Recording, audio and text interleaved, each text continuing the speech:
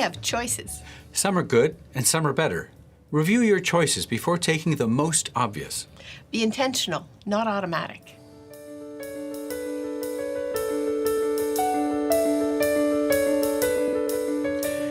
Choices. Well, I find it interesting when I'm reading a book right now about the 23rd Psalm in the Bible by a shepherd talking about sheep, and he says there's an amazing correlation of how sheep behave and people.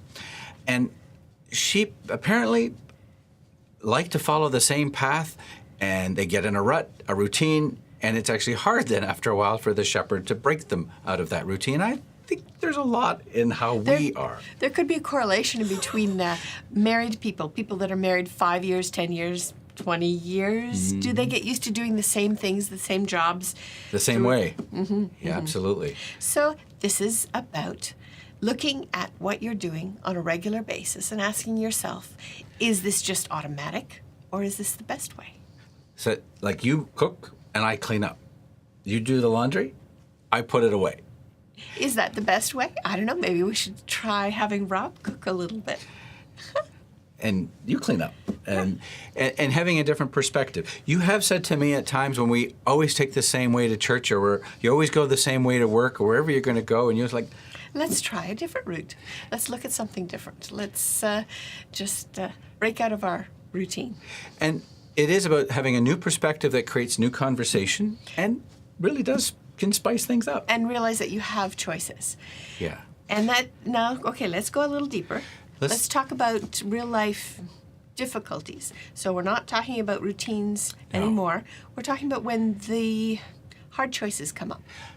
Often those hard choices, it seems like an obvious choice of how do we handle this situation. And yet this is about scenario planning. There's books on it in business. We went to a conference recently, and one of the many things that stuck with me was this gentleman who had been in the military, talking about how the military doesn't just have one plan. They have plan A, plan B, plan C, plan D. That struck me. Why don't we have to practice that as couples. And we get in a routine. We don't actually think that we have various scenarios. So let's talk about a real one that's happening within our family circle right now. Our adult son and daughter-in-law, they have a dog, Pixel. And she's 4 years old, and both of her knees need an operation. The ACL has gone on both of them, and it won't heal on its own. Now, being only 4 years old, that's pretty young for a dog. So it's going to cost thousands of dollars. Yeah. So what do you do? Well, the most obvious choice. And people have said that to them. Put the dog down. Yeah. Don't have the dog anymore. And it seems obvious. And unless you've had a dog and you understand the joy and the comfort that a dog provides, which they do. And so they start looking at, how are we going to pay for this operation, these operations? Because this dog's part of the family. Yes. And as they look at their scenarios, the most obvious to pay for it would be, let's take out a loan. Obviously, if as a young couple, they don't have that much money in savings. They probably could do that. That is another option. So scenario B. Another one is to raise money from family and friends, which they've been doing. They've had garage sales for Pixel surgery. They've asked for items from family and friends to sell at garage sales, so they're raising money that way. Another scenario option would be to, because our son has a business, use it as a fundraising method in the business with clients to see who'd like to donate to this.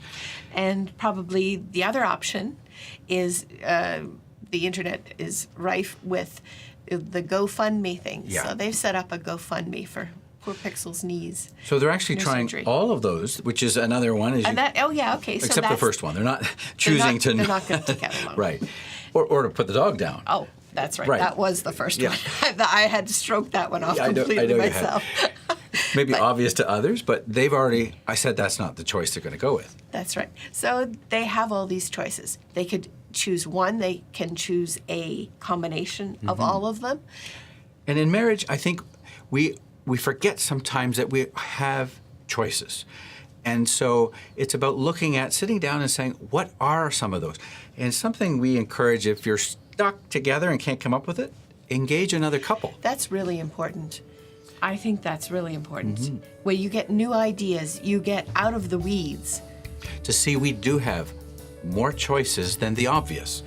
And so being intentional together, engaging others, and you'll find that it really can make a whole new difference in your marriage.